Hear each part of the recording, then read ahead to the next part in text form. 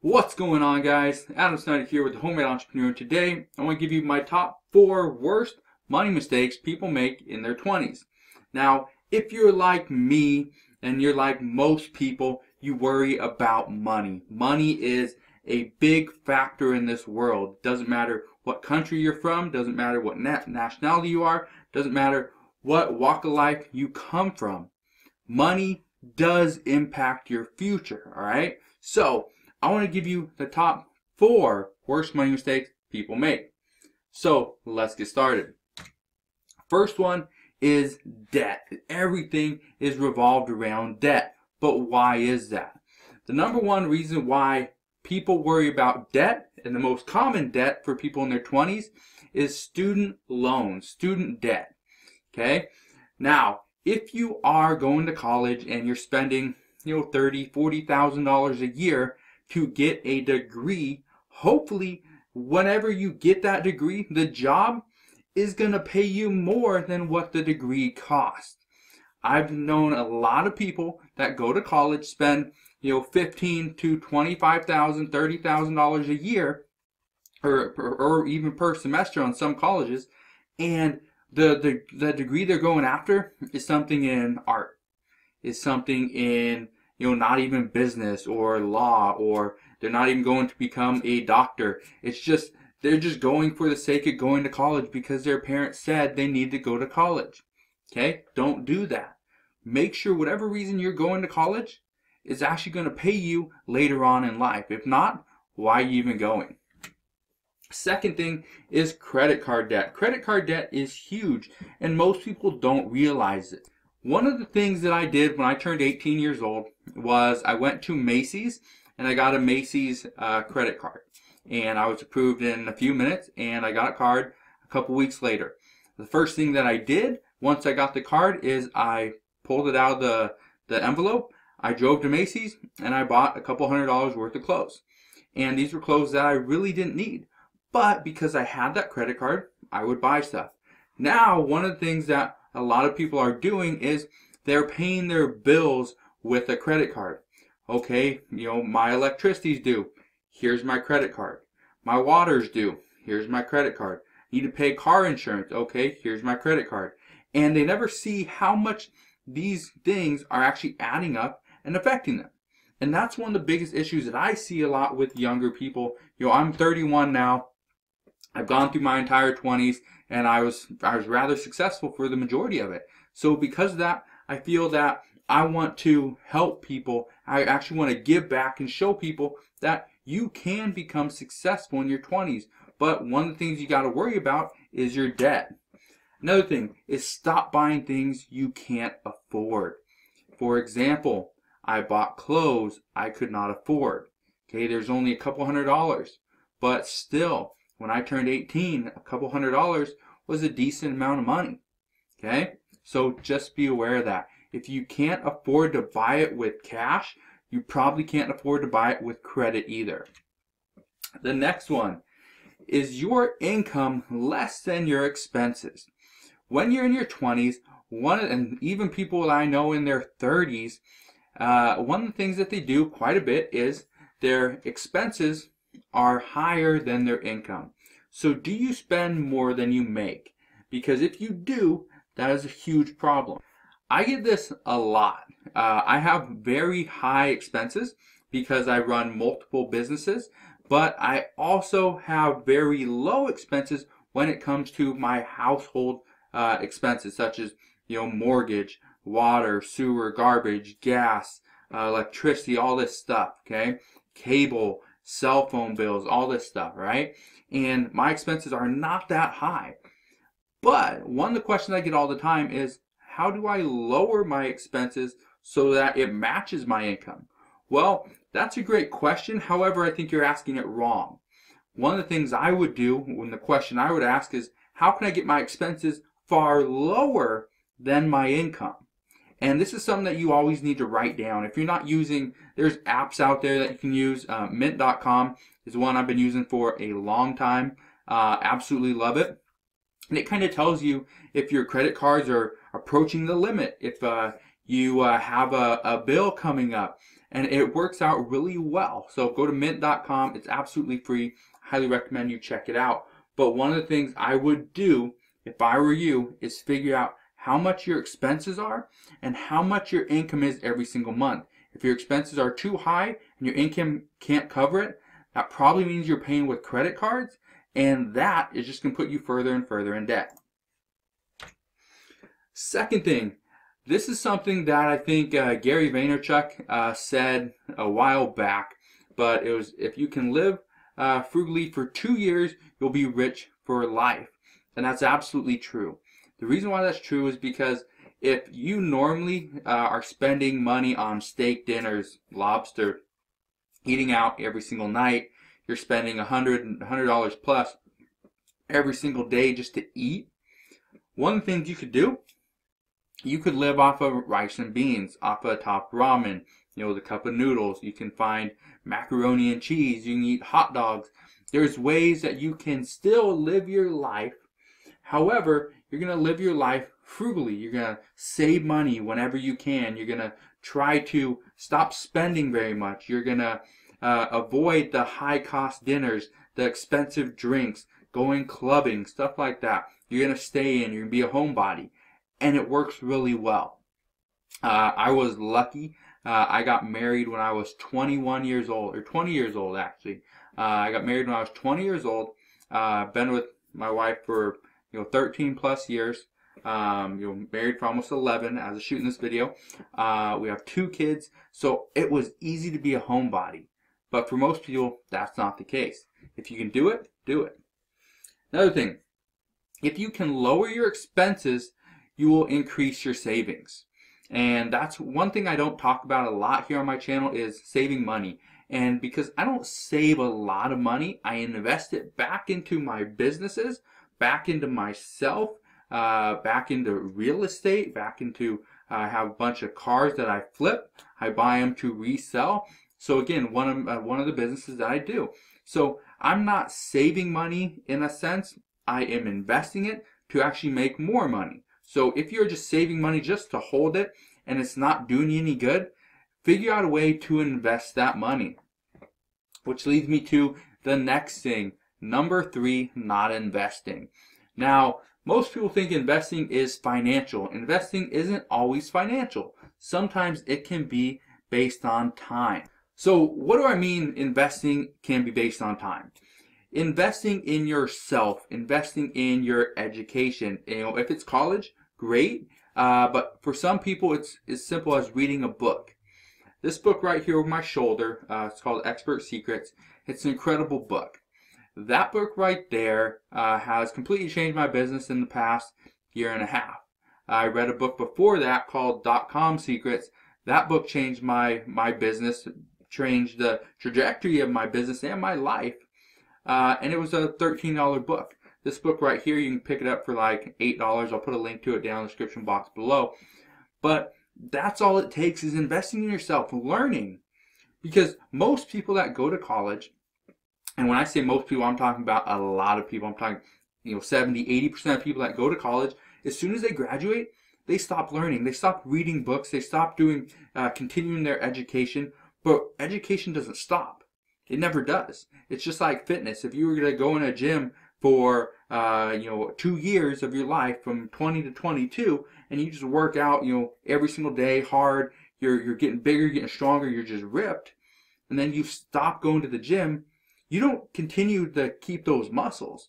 So why would somebody go to college for 4 years or 6 or 8 or 10 or 12 or whatever they're going for? Why would they do that and then stop?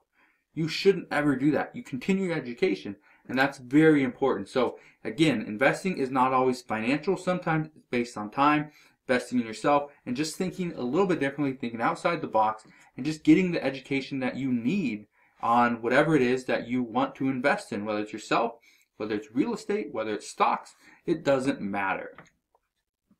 One thing I recommend is to learn a timeless skill or career. When I say timeless skill, marketing is a timeless skill. Flipping burgers is not a timeless skill. It's something that people have to do. It's something that I think at some point machines are easy to be able to take it away. Learning a timeless skill. A timeless skill would be something, again, like marketing, something in business. Cutting hair is a timeless skill. Everyone's going to need their hair cut at some point. So that would be a timeless skill. Doing stuff inside the health industry, such as being a doctor, a caretaker, those are going to be timeless skills and careers. So that would be something I'd recommend. Investing in that. Okay? And again, by not investing, that's a huge mistake. What I recommend is to start small.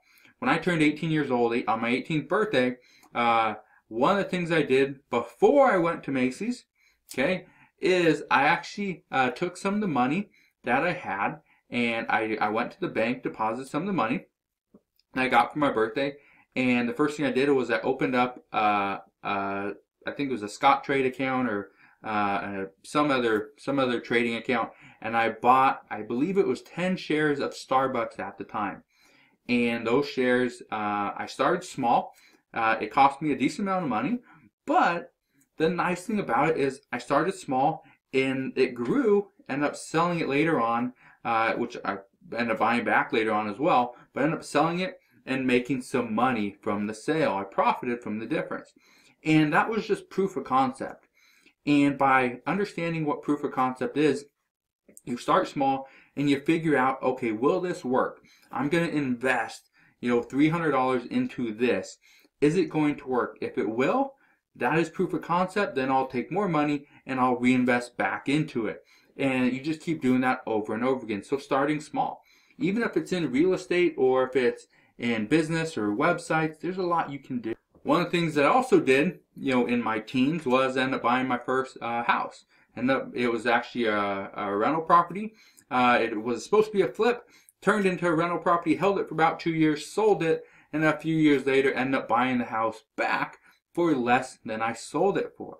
Okay, so that was, again, another proof of concept. I started small, I actually didn't use any of my own money, and it worked. It was a great business. It taught me a lot about real estate, and it got me to, later on in life, look into real estate a little bit more, look into how it's going to affect me, how I could build a business around it, how I could build passive income streams from it.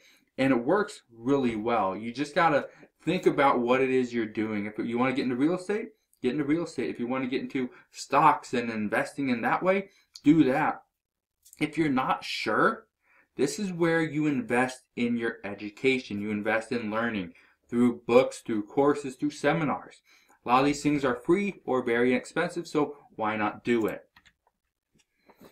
The last thing is expensive stuff. Now, everybody likes expensive stuff because it makes them look rich. It makes them look like they have money. But do you really have money? Do you need an $800 car payment? No, you don't. I have a bunch of money, have a bunch of businesses, and making very good income. And I don't have a Lamborghini or a Ferrari or anything like that. Do I want one? Yeah, I want one. But do I think it's really the best time when I could take that money, invest into something completely different, take that $2,000 payment that I'd make every single month, put it into something different like another piece of property, another online business, pay for more advertising to build my other businesses? Is that better? Is that money better spent doing that than paying for a Lamborghini or Ferrari? Yeah. So do I need an $800 car payment? No, I don't. The car payment that I have right now, yes, and I do have a car payment, and over the life of the loan, I think a 5-year loan, something like that, I'm going to pay about $2,800 over 5 years in interest. $2,800 is pretty good. It's a $38,000 car, somewhere right around there. So do I need an $800 car payment? No. But do I need a way to actually move around, transport my kids? Yeah. That's why I do it. It's not a fancy sports car. Okay, it's an SUV, and I absolutely love it. Now, is your apartment costing you 50% of your income? If it is, you're probably living in the wrong apartment. Now, I know there's people that live in California, New York, and more expensive places in the world. Even over in Seattle, inside the city, and their rent is thousands of dollars. And that's insane. Because when you're making $2,500 a month and your rent is $1,500 or $2,000, that doesn't leave a lot for you to live off of. The reason why I bring this up is because so many people are in this boat. And even though it's a boat that some people can't get out of, you can. You put in the time, you put in the effort, you'll figure out a way. Sometimes it's as simple as you rent an apartment and you sublease some of the rooms. Instead of renting a one-bedroom apartment for, $1,800, why not rent a two-bedroom apartment for $2,200 and rent one of the rooms out for $1,000 or $1,200? It's just thinking a little bit differently, thinking outside the box, and it works. But most people are not willing to put in that time and effort into thinking a little bit differently. That's one of the reasons why they're living the way they are. So, the last thing I just want to mention is don't try to look rich, be rich. And I am a firm believer in this, and I tell my wife this all the time. She's always wanting to go buy a new purse or a new, clutch or what, I'm not even sure what they're called, but she's always wanting to go spend hundreds of dollars on a purse. And I always tell her, you have enough. You have every single color you can think of. Why do you need another one? Why not just take that $300 and put it in your wallet? And that's something that we've been doing for a long time.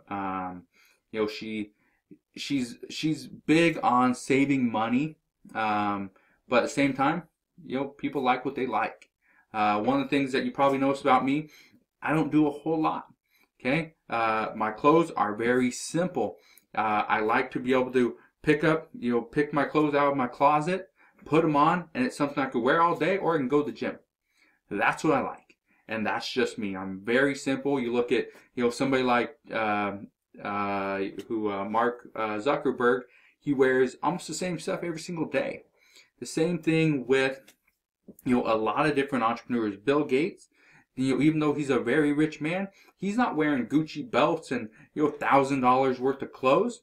He probably has a expensive watch, but it's probably not the $1 million watch or $1 billion watch like Floyd Mayweather. But that's just him. Rich people become rich because they don't try to look rich; they are rich. So if you can think that and really get that into your mind, and you'll not veer away from that, I think you will get there. But just understand, there's so many money mistakes people make in their 20s. The reason why, number one, peer pressure is a big factor. Don't go out to clubs. Number two, you spend money on things that other people are spending money on. Oh, your friend got a new car. You probably need one too. Your friend just got a promotion. You just got one too. And they went to go buy a new purse or new wallet, new shoes, new cell phone because they're going to celebrate. Don't do that. If they are not rich, why would you listen to anything that they have to say, right? So anyway, hopefully this video helps you out. Again, I'm not here trying to bash your lifestyle. I'm just here to get you on the right track. That's it. So if you enjoyed today's video, make sure you hit that thumbs up button, subscribe. If you haven't done so already, make sure you click that bell notification as well so that anytime I upload a new video, you get notified. All right, I'll see you guys on the next one.